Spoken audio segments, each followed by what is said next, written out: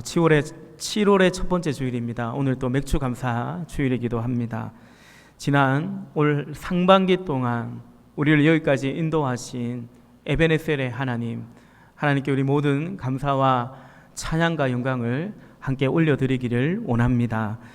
아울러 교회의 변화 속에서 이 변화 가운데 민첩히 함께 섬겨주시고, 또한 변화 속에서도 변함없이 기도의 자리, 예배의 자리, 섬김의 자리를 지켜가시는 우리 모든 성도님들께도 감사의 말씀을 드립니다.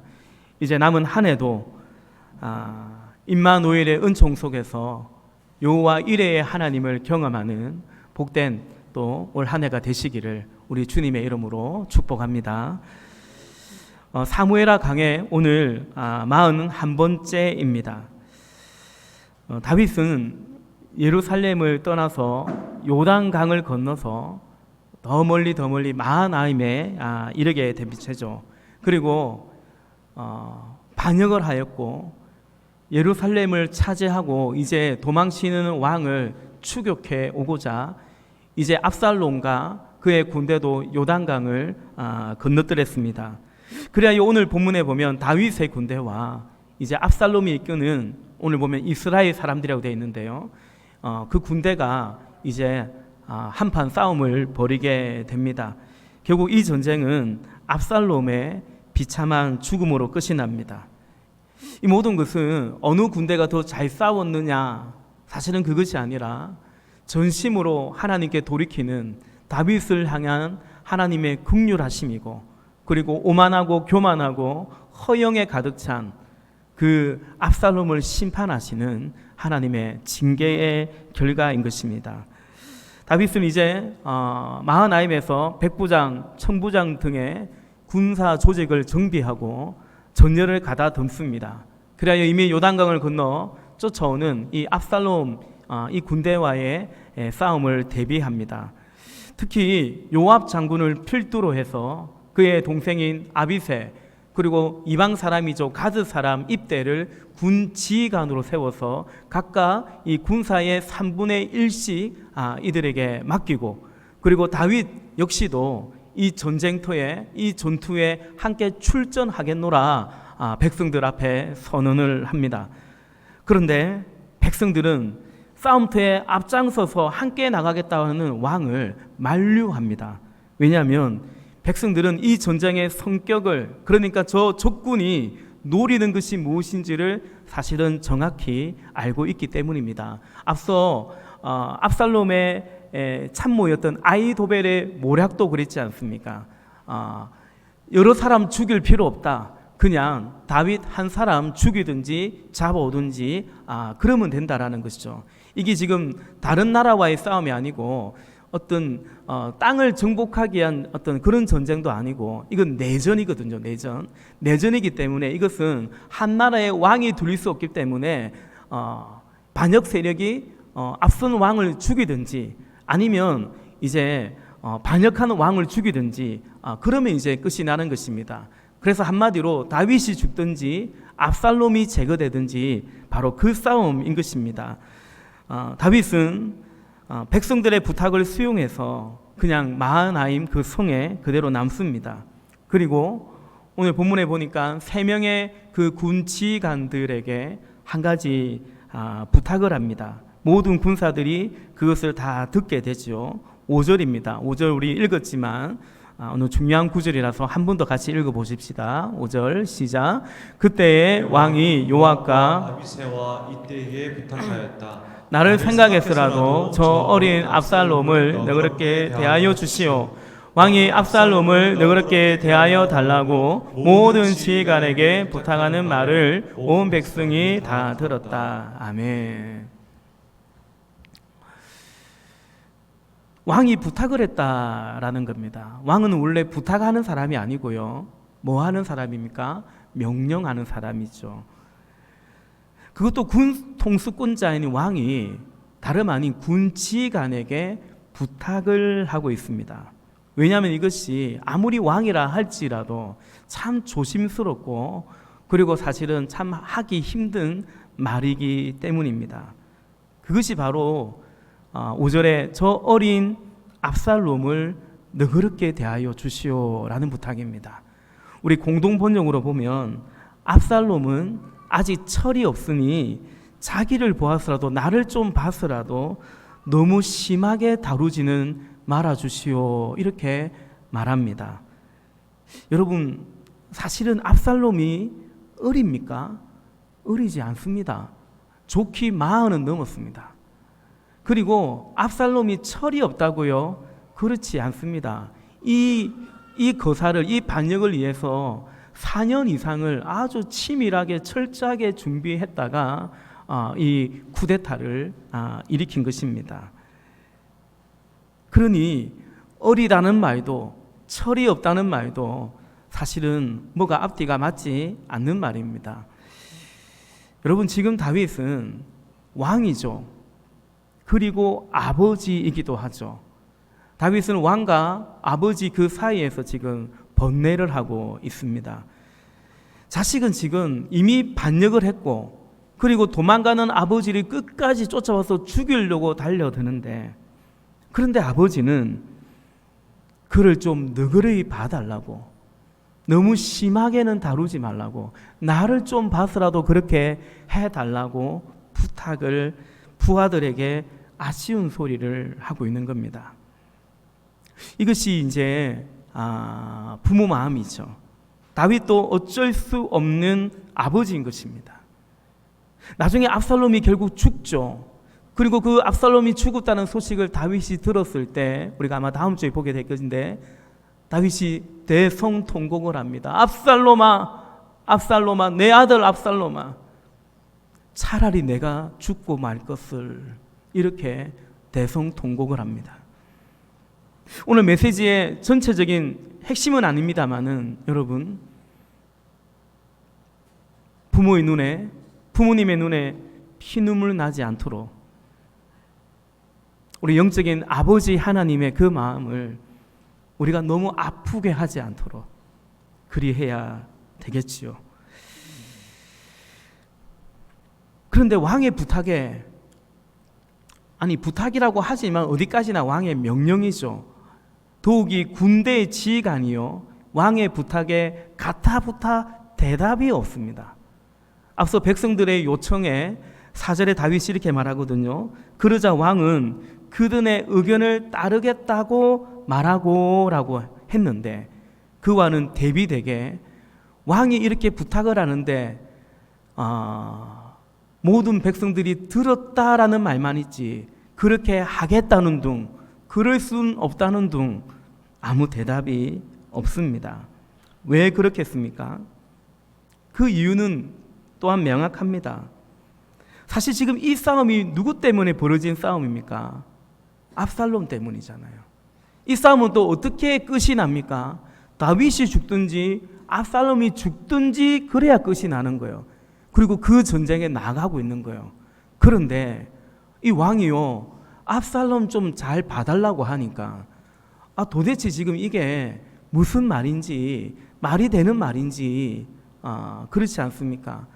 또 군 지휘관들로 봐서는 이게 얼마나 군사들의 사기를 떨어뜨리는 말이 돼. 우리는 목숨 걸고 나가는데 우리의 적의 목숨은 좀 잘 봐달라고 말하면 왕이 어떻게 그럴 수 있냐, 그 생각이 왜 들지 않겠습니까? 그래서 다윗도 차마 입에 떨어지지 않는 말을, 그래도 압살롬이 자식이라서 왕으로서 그렇게 아쉬운 부탁의 말을 했던 것입니다.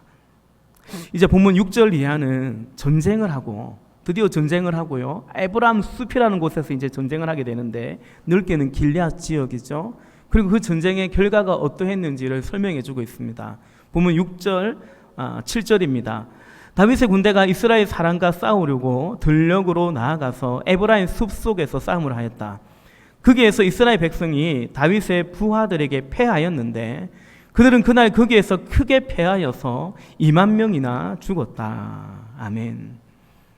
지금까지의 어떤 그 가정이 상세하게 설명된 것에 비해서 이 중요한 전쟁이 사실은 매우 간략하게, 간결하게 적혀 있음을 보게 되죠.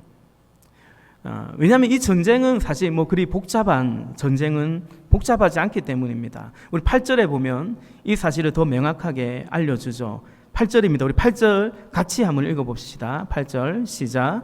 싸움이 온 땅 사방으로 번져나가자 그날 숲속에서 목숨을 잃은 군인이 칼에 찔려서 죽은 군인보다 더 많았다. 아멘.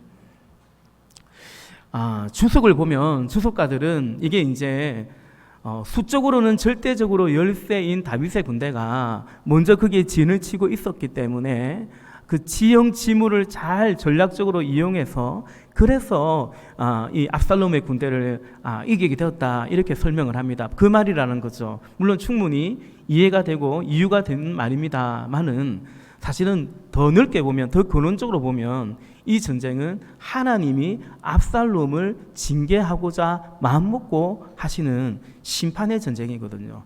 그래서 8절에서는 이렇게 말하죠. 뭐라고 말합니까? 칼에 찔려서 죽은 군인보다 그냥 숲속에서 목숨을 잃은 군인이 더 많았다 이렇게 말하는 것입니다. 이스라엘의 역사 속에 이런 일은 처음이 아닙니다. 이 가나안을 정복해 갈 때 여호수아서에 보면 아모리 족속과의 전투에서 그 장면을 우리는 보게 되죠. 여호수아 10장인데요. 여호수아 10장 11절 말씀에 보면 그들이 이스라엘 군대 앞에서 도망하여 벳호론의 내리막길에 이르렀을 때에 주님께서 거기에서부터 아세가에 이르기까지 하늘에서 그들에게 큰 우박을 퍼부으셨으므로 많은 사람이 죽었다. 우박으로 죽은 자가 이스라엘 자손의 칼에 찔려서 죽은 자보다 더 많았다라는 것입니다. 주님께서 이 주체도 주어도 분명히 여호수아 10장에는 기록하고 있죠. 주님께서 하늘에서 큰 우박을 퍼부으셨으므로 우박으로 죽은 자가 칼에 찔려 죽은 자보다 훨씬 더 많았다라는 것입니다. 그리고 먼 훗날에 오늘 본문보다도 더 지난 유다 왕 여호사밧 때 그때는 또 이 암몬과 모압 자손이 연합해가지고 남유다를 쳐들어옵니다. 그때 하나님께서 야하시엘이라는 레위 사람을 통해서 여호사 왕에게 말씀하시죠. 역대상 20장 15절 말씀입니다.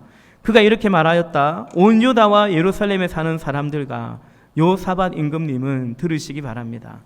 주님께서 여러분에게 말씀하십니다. 적군이 아무리 많다 하여도 너희들은 두려워하거나 겁내지 말아라. 이 전쟁은 너희가 하는 것이 아니라 나 하나님이 맡아 하는 것이다 말씀합니다. 전쟁은 여호와께 속한 것인즉이라고 말씀합니다. 그래서 이 말씀을 들은 여호사밧 왕이 다음날 전쟁 군대를 내보내는데 전투 무장을 해서 내보내는 것이 아니고 요즘으로 따지면 찬양대, 승가대 가운을 입혀가지고 찬양대를 만들어서 전투에 나가서 하나님을 찬양할 때에 하나님께서 그 적들의 그 정신을 혼미케 해가지고 아람 군대와 모압 군대가 사실은 아군인데 혼미케 돼가지고 자기들끼리 다 죽이고 죽여서 전멸했다라고 기록하고 있죠. 전쟁은 하나님께 속한 것이라 말씀합니다. 여러분 우리가 살아가는 우리 하루하루가 사실은 전쟁 같은데 여러분 전쟁은 특히 우리 인생의 큰 전쟁은 사실은 하나님께 속해 있습니다. 진짜 싸움은 이기고 지는 것은 오늘 압살롬의 군대냐 다윗의 군대냐 거기에 달려있지 않고 하나님께 달려있음을 우리는 확인합니다. 그래서 다윗은 이렇게 고백하죠. 시편 20편 7절 말씀입니다. 어떤 사람은 병거, 어떤 사람은 말을 의지하나 우리는 여호와 우리 하나님의 이름을 자랑하리로다 말씀합니다. 시편 20편을 찾아 읽어보면요, 이 시편의 제목이 승리의 기도라고, 승리를 위한 기도라고 적혀 있습니다. 승리가 어디에 달려있다는 것입니까? 어떤 사람은 말에 달려있고 어떤 사람은 병거에 달려있다고 생각할지 모르나 그러나 하나님에게 달려있음을, 그래서 다윗은 우리는 그 하나님을 자랑하노라 말씀하고 있는 거죠. 이제 이 전쟁의 이야기는 그 원래의 타켓인 압살롬에게로 이 전쟁의 이 카메라의 렌즈가 옮겨갑니다. 바로 거기에 관심이 있기 때문이죠. 우리 9절입니다. 9절 같이 읽어보십시다. 압살롬이 어쩌다가 다윗의 부하들과 마주쳤다. 압살롬은 노새를 타고 있었는데 그 노새가 큰 상수리 나무의 울창한 가지 밑으로 달려갈 때에 그의 머리채가 상수리 나무에 휘감기는 바람에 그는 공중에 매달리고 그가 타고 가던 노새는 빠져나갔다. 아멘. 상수리 나무가 있는데요, 그 나무 밑으로 노새를 타고 가다가 압살롬이 머리가 엄청 길었습니다. 어찌된 영문인지 그 나무 가지에 이 긴 머리가 휘감겨서 휘감겨 있는데 노새는 그만 빠져나가 버리고 대롱대롱 압살롬이 완전 무장 해제된 채로 매달리게 된 것입니다.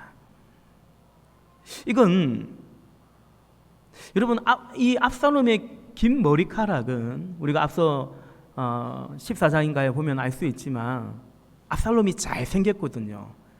그가 잘생긴 것이 민심을 얻는데 크게 작용을 했거든요.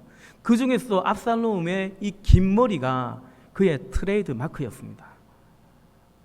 그가 왕으로서 노새를 탔기 때문에, 이 노새의 높이가 있었기 때문에 이제 머리가 걸렸고, 그가 긴 머리가 있었기 때문에 또 나무에 걸렸고, 그렇습니다. 그의 트레이드 마크인 머리카락, 긴 머리, 그의 힘의 신분의 상징인 이 노새, 바로 그것이 오늘 압살롬이 그만 그 나무에 휘감기고 마는 올무가 되고 그랬던 것입니다. 사무엘하 14장 25절과 26절에 보면 온 이스라엘에 압살롬처럼 머리끝에서 발끝까지 흠잡을 데가 하나도 없는 미남은 없다고 칭찬이 자자하였다. 그는 머리숱이 많아 무거워지면 해마다 연말에 한 번씩 머리를 깎았는데 머리를 깎고 나서 그 머리카락을 달아보면 왕궁 저울로 200세겔이나 되었다. 아멘. 말씀드린 것처럼 압살롬의 외모는, 잘생긴 외모는 키도 컸겠죠.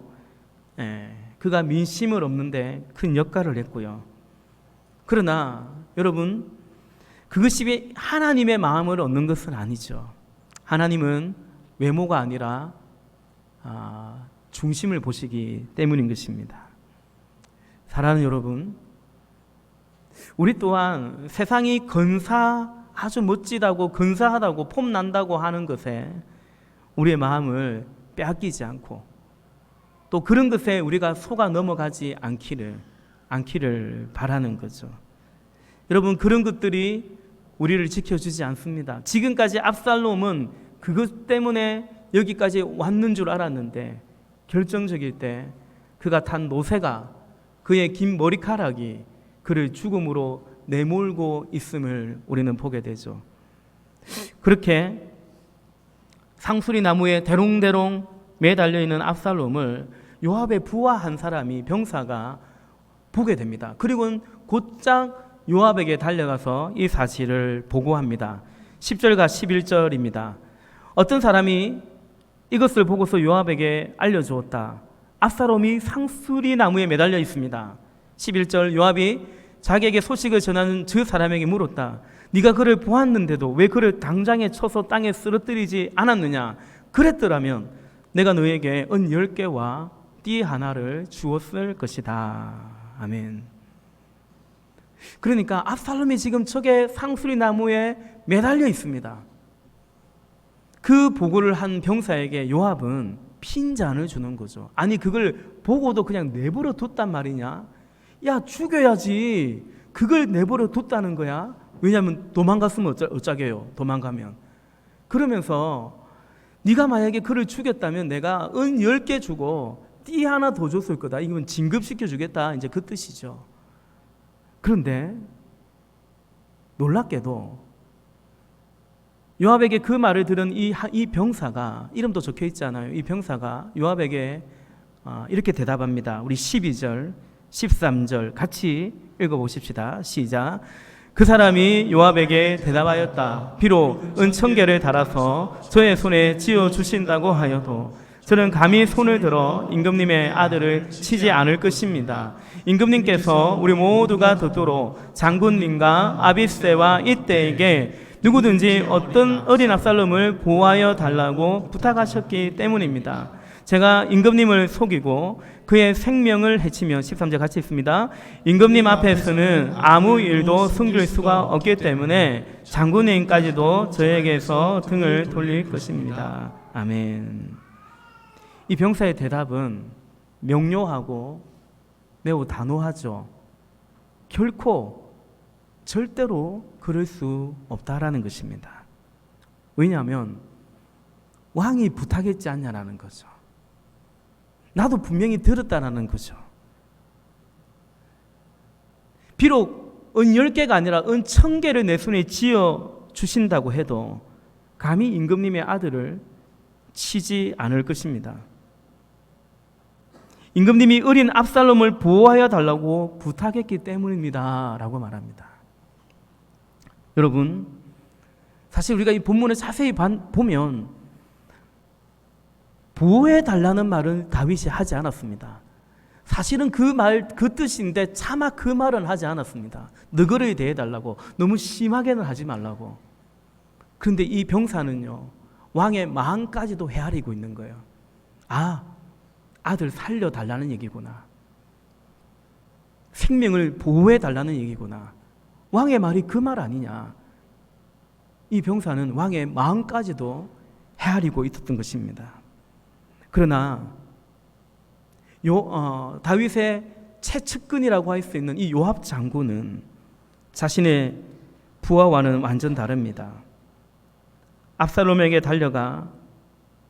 곧장 달려가 그를 단번에 죽여버리죠. 우리 14절과 15절, 우리 본문 17절까지니까 다 돼갑니다. 14절과 15절 같이 또 읽겠습니다. 시작.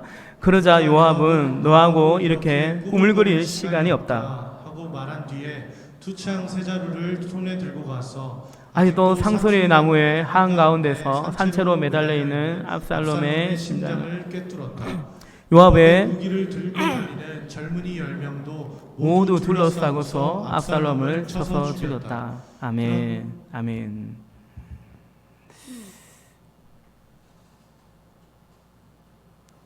이렇게 요압은 압살롬의 심장을 칼로 찍어 죽이고요. 그리고 그의 부하들 10명도 동시에 달라들어서 완전히 무장 해제된 압살롬을, 얼마든지 생포할 수 있는 압살롬을 죽여버리고 맙니다. 그리고 나팔을 부죠. 그 나팔 인정, 이제 더 이상 이 전쟁 할 필요 없다. 추격하지 마라. 사격 중지. 이 전쟁의 종식을 선언하는 나팔입니다. 그것이 이제 16절과 17절입니다. 16절, 그런 다음에 요압이 나팔을 부니 백성이 이스라엘 사람을 뒤쫓아가 돌아왔다. 요압이 백성에게 싸움을 그치게 하였기 때문이다. 17절, 그들은 압살롬을 들어다가 숲속의 깊은 구덩이에 집어 던지고 그 위에다가 아주 큰 돌 모두기를 쌓았다. 온 이스라엘 사람들은 도망하여서 저마다 자기 장막으로 돌아갔다. 압살롬을 죽이고요, 전쟁을 멈추고요, 이 모든 과정 속에 왕에게 보고한 것이 아니고, 왕에게 물어본 것이 아니고, 요압은 스스로 판단하고 그 모든 결정을 왕이 아닌 요압 자신이 하고 있음을 봅니다. 그가 요압입니다. 말씀을 정리하면서 몇 가지 적용 또 메시지를 나누고자 하는데, 요압은 아버지 그리고 왕으로서 그 사이에서 번뇌하는 다윗이 못마땅합니다. 왜냐하면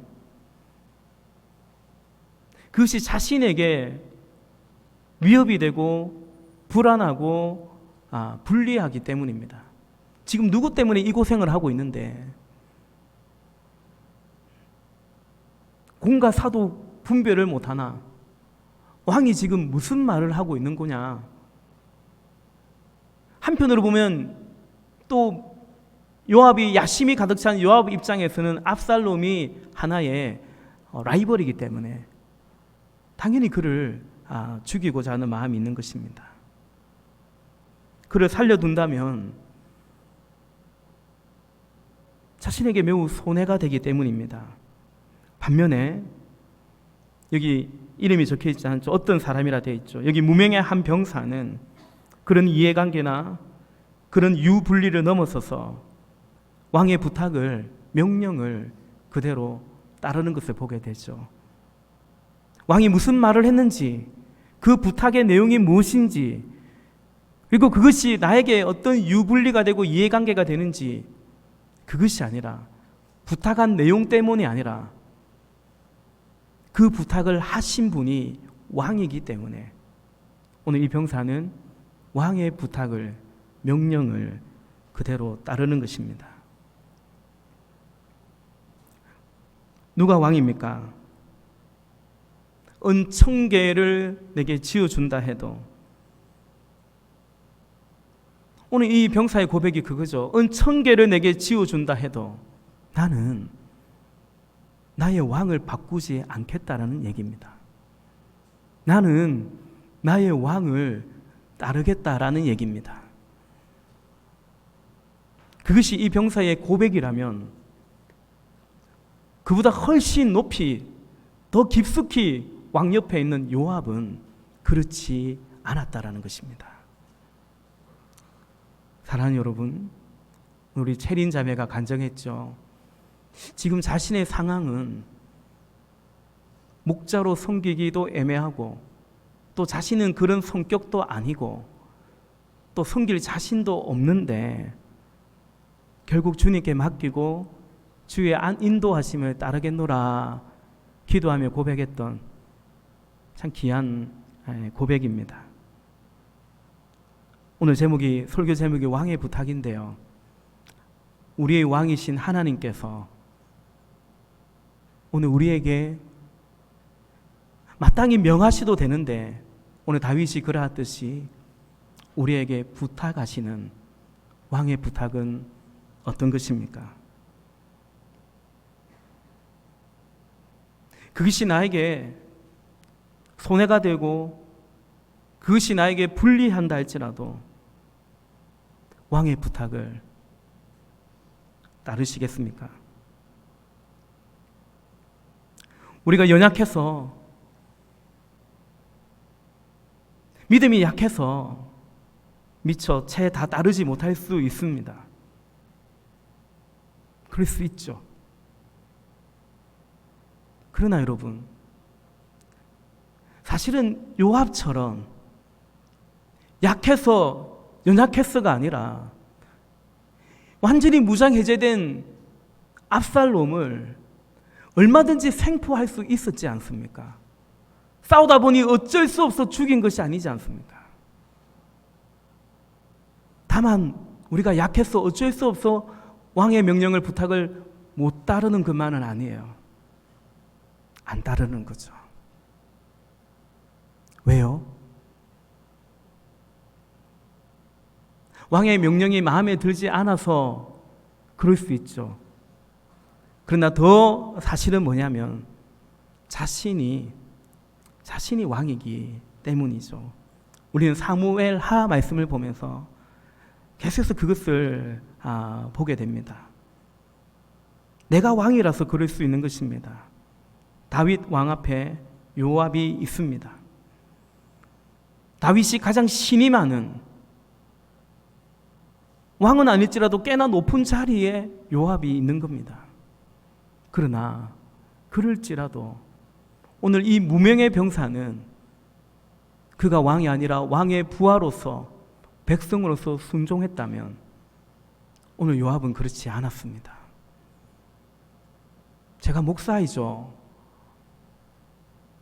어쩌면 이른바 평신도보다는 더 하나님의 일에 부르심을 받아서 하나님을 일을 할 수 있고 하는 것 같지만 요압처럼 할 수 있죠. 앞에 서가지고 왕노릇 할 수 있죠. 하나님이 원하는 교회가 아닌 그저 사람들이 원하는 교회, 그래서 그로 인해서 주어지는 보상들을 얼마든지 가로챌 수 있는 거죠.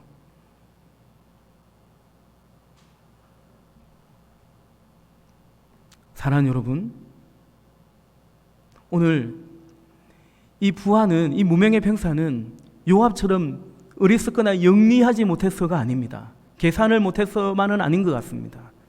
다 알아듣고 있습니다. 요압의 말도 무슨 말인지. 그러나 말하죠. 분명히 말하죠. 은천계를 지어준다 할지라도 나는 분명히 나도 들었다. 왕의 명령을, 왕의 부탁을 거스르지 않을 거라 말하는 거죠. 그래서 여러분, 순종이 믿음입니다. 부탁한 내용 때문이 아니라 그가 왕이라서, 그분이 주님이라서 따르는 순종이 믿음입니다. 그리고 또한 감사가 믿음입니다. 임내의 말씀 때도 전했던 것처럼 하나님과 우리의 바른 관계는 감사입니다. 우리가 주님의 어떤 일을 맡아서 주의 교회를 섬겨갈 때도 그 안에서 우리의 바른 태도와 바른 관계는 감사입니다. 사람과의 관계도 마찬가지입니다. 그것이 바로 하나님과의 관계, 믿음이죠. 그게 믿음은 그래서 감사이고 순종으로 열매 맺어 가는 것입니다. 오늘 칼럼에 김형승 시인의 시를 적었는데, 감사하는 마음, 그것은 곧 아는 마음이다. 누구를요? 주인이 누구인지를 아는 마음인 것입니다. 나중에 꼭 읽어보시기 바라요. 아무쪼록 매주 감사주일 아침에 예배하는 여러분, 우리가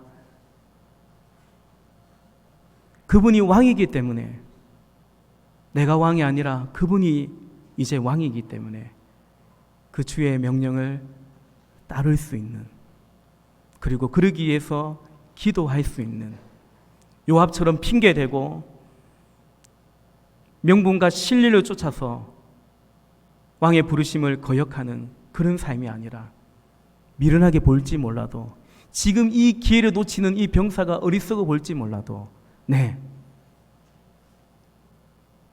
나의 왕을 바꾸지 아니하고 나의 왕을 따라가는 복된 주의 교회가 되고 우리 모두가 될 수 있기를 주님의 이름으로 부탁을 드립니다. 기도하십시다.